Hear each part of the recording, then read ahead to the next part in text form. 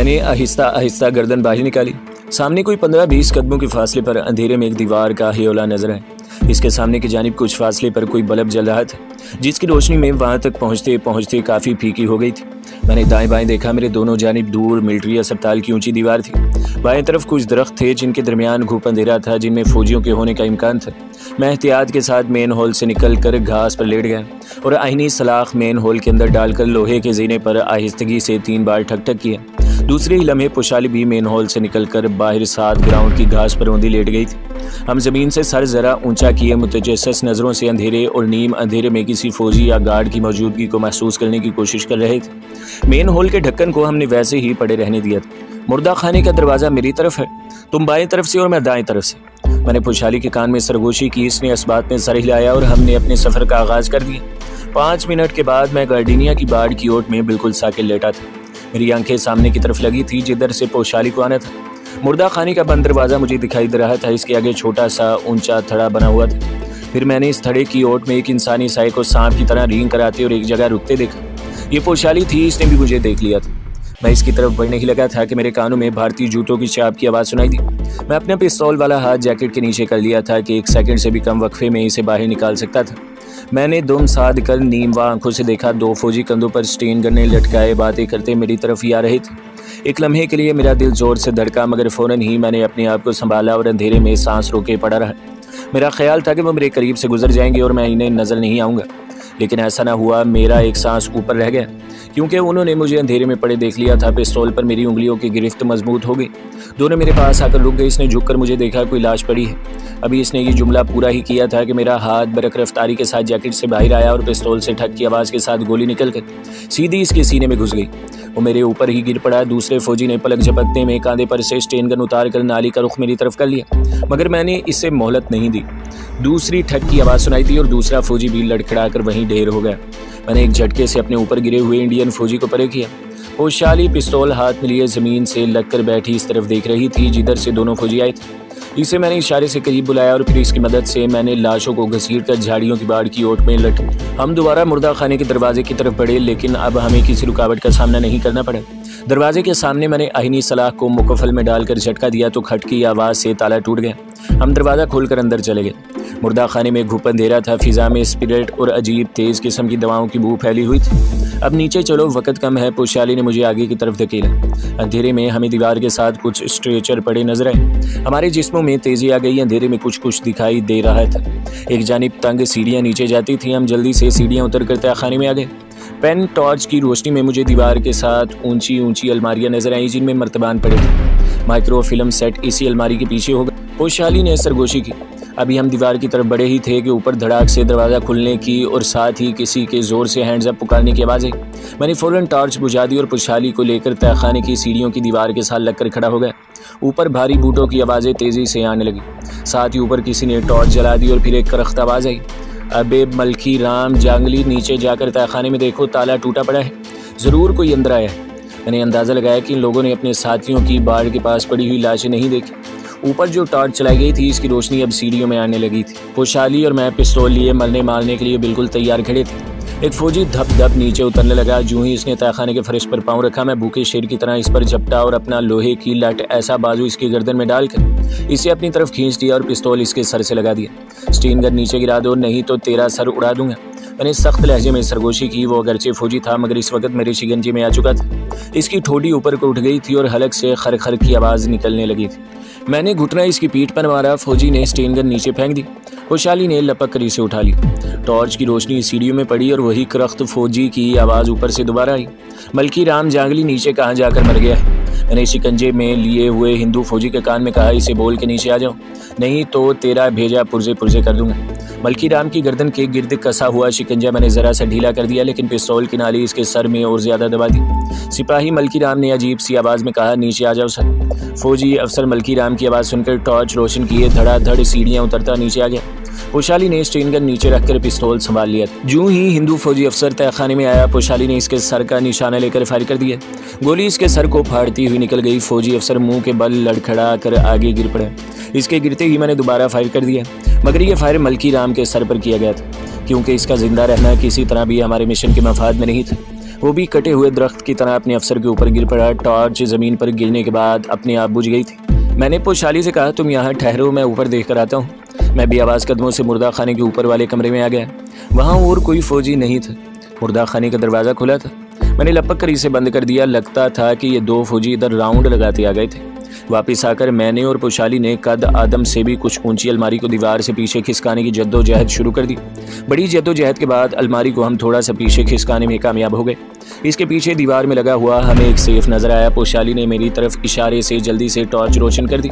Safe का दरवाज़ा steel का था, जिसके दरमियान में कंप्यूटराइज्ड गोल ताले के अंदर 3 दायरों में अंग्रेजी के अल्फाज और हिंसे लिखे हुए थे, मगर हमें इन हिंसों और हरूफ के साथ सर कपाने की ज़रूरत नहीं थी। मैंने पिस्तौल की नाली का रुख सेफ के ताले की तरफ किया और लुबलुबी दबा दी। ठक की आवाज़ के साथ नाली में से गोली निकलकर ताले से टकराई और वो टूट गया। मैंने हैंडल पकड़कर सेफ का दरवाज़ा खोल दिया। अंदर एक ही खाना था जिसमें कुछ लिपटी हुई दस्तावेज़ात थी और एक तरफ एक गोल स्टील की डिबिया पड़ी थी। मैंने इसे बाहर निकालकर टॉर्च की रोशनी में देखा। इसमें माइक्रोफिल्म का छोटा सा रोल लिपटा हुआ था। फिल्म की एक जानिब शीट लगी थी जिस पर हिंदी में चांकिया लिखा हुआ था। मेरा चेहरा खुशी से खिल उठा। मैंने पोशाली से कहा, यही चांकिया प्लान की माइक्रोफिल्म है, अब यहाँ से निकल चलो। फिल्म की गोल डिबिया मैंने अपनी पतलून की पिछली जेब में डाल ली और पिस्तौल हाथ में लिए जल्दी से सीढ़ियाँ चढ़कर मुर्दा खाने के ऊपर वाले कमरे में आ गए। यहाँ आते ही हमें दूर से कहीं अलार्म बजने की आवाज़ सुनाई दी। साथ ही एक तरफ से आदमी के दौड़ने की आवाज़ आने लगी। हुआ असल में ये था कि सेफ के ताले पर गोली लगते ही मिलिट्री अस्पताल के मॉनिटर रूम में खतरे का अलार्म बज उठा था। लेकिन मॉनिटर रूम चूँकि मुर्दा खाने से दूर था, इसलिए हमें इतना मौका मिल गया कि हम सेफ में से माइक्रोफिल्म निकाल कर ऊपर आ जाते। हम मुर्दा खाने के दरवाजे में से निकलकर अकबी ग्राउंड की तरफ भागे ही थे कि हम पर ब्रेन गन की गोलियों की बछाड़ होने लगी, मगर खुशकिस्मती से कोई गोली हमें नहीं लगी। पोशाली ने जेब से हैंड ग्रेनेड निकालकर इसकी पिन खींची और जिधर से फायर आया था उधर उछाल दिया। साथ ही हम गटर वाले मेन हॉल की तरफ भागे। 10 बम का धमाका हुआ और तड़-तड़ गोलियां चलने लगी। फायरिंग के शोर में फौजियों के एक दूसरे को पुकारने की आवाज़ें भी आ रही थी। हमने ऊपर तले मजीद 2 ग्रेनेड और कुछ लम्हे के लिए फायरिंग रुक गई। अब मिलिट्री इंटेलिजेंस के गेट की तरफ से भी फायरिंग शुरू हो चुकी थी। पोशाली ने मुर्दा खाने के दरवाजे के अंदर 2 हैंड ग्रेनेड फेंके। 2 धमाके हुए और जाहिर है कि अंदर स्पिरिट के मर्तबान पड़े हुए थे, वहाँ आग लग गई। इतनी देर में फिर फायरिंग शुरू होगी। गोलियों की रोशन लकीरें रात के अंधेरे मुर्दा खाने की तरफ जा रही थी। अब हम मुर्दा खाने के अकब में मेन हॉल पर पहुंच गए थे। मैंने पहले पोशाली को नीचे उतारा, इसके बाद मैं उतर गया और ढकने को आहिनी सलाख की मदद से घसीट कर ऊपर करके मेन हॉल पर फिट कर दिया। हम गटर में इस तरफ दौड़ने लगे जिधर हमारी वैगन सड़क के किनारे खड़ी थी। गटर की दीवार के साथ हम मोड़ घूम कर इस मेन हॉल के नीचे आ गए, जिसके ऊपर बाहिर अस्पताल की अकबी दीवार के करीब सड़क पर खलील भाई एम्बुलेंस लिए खड़ा था। हमें डर था कि फायरिंग की आवाज़ों से घबरा कर कहीं वो वहाँ से चलाने से। मैंने लोहे की सीढ़ी के पास खड़े होकर ऊपर मेन हॉल के ढक्कन पर एक निगाह डाली। हम आती दफ़ा मेन हॉल के ढक्कन के नीचे एक आहिनी सलाख फंसा गए थे ताकि बाहर निकलते वक्त ढक्कन उठाने में आसानी हो। इस ढक्कन में आहिनी सलाख फंसाने से जो बारीक दराज पैदा हुआ था, इससे रोशनी अंदर आ रही थी। पहले ये रोशनी नहीं थी क्योंकि खलील की वैगन इसके ऊपर खड़ी थी। मैंने पोशाली को ढक्कन की जानिब से अंदर आती रोशनी दिखाई और कहा, मेरा ख्याल है खलील इस अफरा तफरी में वैगन लेकर चला गया है। पोशाली ने ऊपर देखते हुए कहा, तुम जाकर बाहर झांकने की कोशिश करो। मैं मेन हॉल की दीवार के साथ चिमटी हुई छोटी से छोटी आहिनी सीढ़ी पर चढ़कर ढक्कन के पास आ गया और सर को एक तरफ करके दराज में से बाहर झांका। मुझे सड़क पर फुटपाथ के साथ एक फौजी ट्रक नजर आ गया। मैंने नीचे उतरकर पोशाली को सूरत हाल से आगाह किया तो वो गटर की सुरंग में पीछे देखने लगी। अगर सिपाही हमारी तलाश में नीचे आ गए तो यहाँ से हम फरार न हो सकेंगे। ठहरो, मैं ऊपर जाकर देखती हूँ, हमें हर हाल में इस मेन हॉल से भागना होगा। पोशाली ऊपर चढ़ गई। थोड़ी ही देर बाद नीचे उतर आई और कहने लगी, खलील यकीनन सूरत हाल की संगीनी के पेश नज़र वैगन लेकर फरार हो गया है। मैं समझती हूँ कि इसने बहुत अच्छा किया, क्योंकि अगर वो फौजियों के हत्थे चढ़ जाता तो हमारा मोहसिन भी ज़रूर पकड़ा जाता और इसका सारा ख़ानदान तबाह हो जाता। क्योंकि मैं नहीं समझती कि खलील मिलिट्री पुलिस का तशद्दुद ज़्यादा देर तक बर्दाश्त कर सकता है।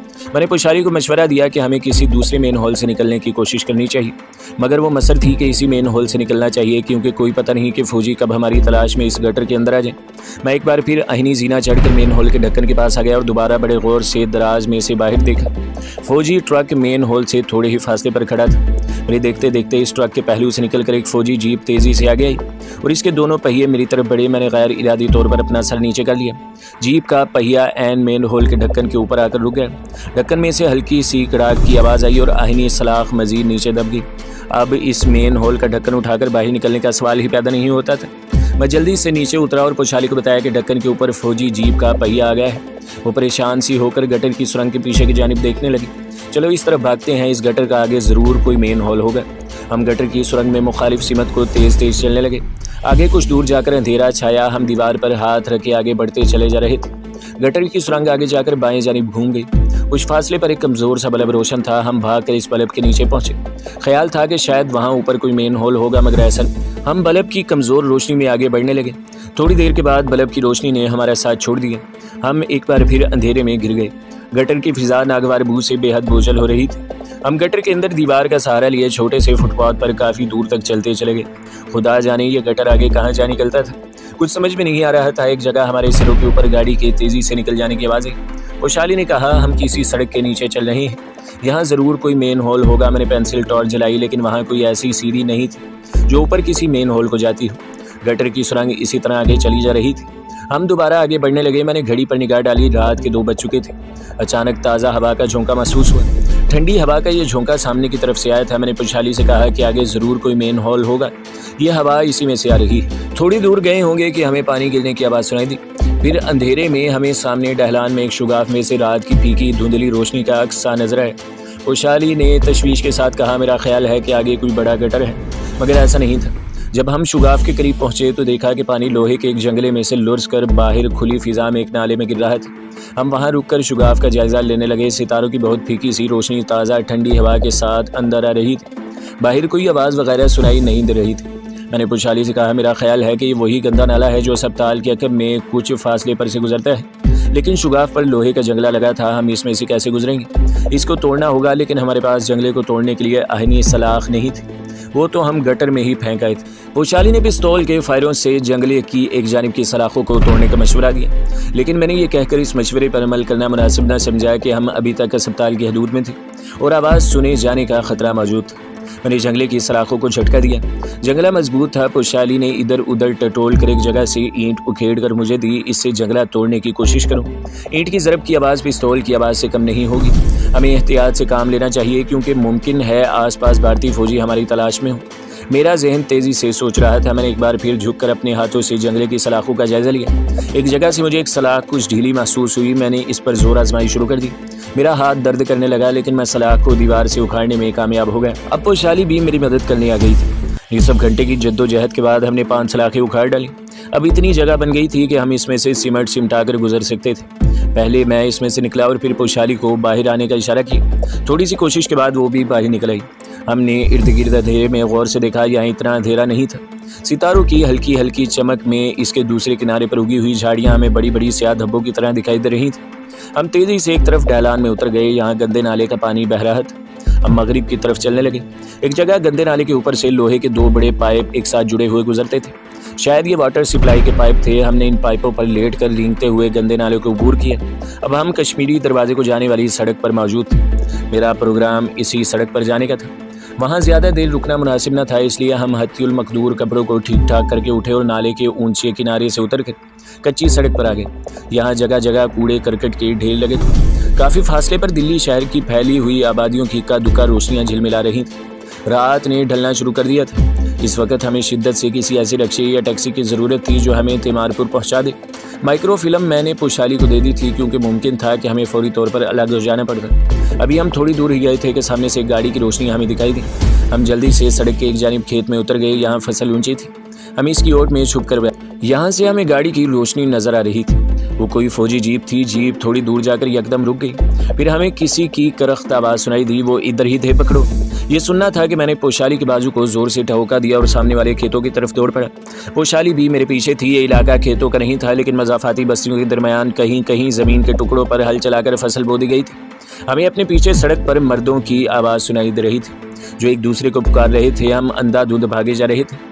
यह इत्मीनान था कि अंधेरे की वजह से हमें दूर से देखा नहीं जा सकता। एक से दूसरे और दूसरे तेज तीसरे खेत में से निकलते हुए हम मज़ाफ़ाती बस्ती के शुरू के मकानों की एक गली में घुस गए। गली सुनसान थी। हम दौड़ते हुए एक मकान की आड़ में खड़े होकर हम अपनी सांसें दुरुस्त करने लगे, जो भागने की वजह से बेतरतीब हो गई थी। मेरा ख्याल है कि वो अब हमारे पीछे नहीं है। वैशाली की सांस भी बुरी तरह फूली हुई थी। अपने सांस पर काबू पाने की कोशिश करते हुए बोली, अगर वो फौजी थे तो हम अब महफूज नहीं हैं, वो इधर भी आ सकते हैं। मैंने इसे कुछ कहने के लिए मुंह खोला, लेकिन फिर खामोश हो गया। इसी लम्हे कार गली में दाखिल हुई थी। हम दोनों कुछ और दबक गए थे। कार तेज़ी से आई और फिर एक इमारत के सामने इसकी ब्रेक चिरचिराई। फ़ौरन ही इसके ड्राइवर सीट का दरवाज़ा खुला और एक आदमी तेज़ी से निकलकर इमारत के गेट में दाखिल हो गया। वो खुदा जाने किस जल्दी में था कि इसने इंजन भी बंद न किया। खुदा ने हमारे लिए मौका फराहम कर दिया था। जल्दी से उठो, मैंने पुशाली को मुखातिब किया। इसने उठने में देर नहीं लगाई थी। हमने लपक कर गली पार की, जल्दी से गाड़ी का दरवाज़ा खोला। मैं ड्राइविंग सीट पर और पुशाली मेरे साथ वाली सीट पर बैठ गई। एक सेकंड के अंदर मैं गाड़ी को फर्स्ट गियर में डालकर सड़क पर ले आया और फिर इसे कश्मीरी दरवाजे की दूसरी तरफ कुदसिया गार्डन के अकब में निकल गया। अब मेरा रुख तैमारपुर की तरफ था। अलीपुर के करीब पुलिस चेकिंग का खतरा था, लेकिन मुकद्दर हम पर बड़ा मेहरबान था। हम किसी रुकावट के बगैर इस गैराज तक जा पहुँचे थे जो खलील की मलकियत। गैराज अंधेरे में डूबा हुआ था। खलील वहाँ नहीं था। बात तो जाहिर है तशवीश वाली थी, लेकिन हमारे पास इतना वक्त नहीं था कि इसकी तलाश में वक्त ज़ाया करते। पुशाली को मैंने वहाँ छोड़ा और कुछ ज़रूरी बातें इसे समझा कर वहाँ से निकल आए। माइक्रो फिल्म भी इसी के पास ही रहने दी। वापसी का सफ़र भी कुछ ख़ास मुश्किल नहीं था। मैं कश्मीरी दरवाजे पहुँचा। रात की इस पहर भी वहाँ दिन का समा था।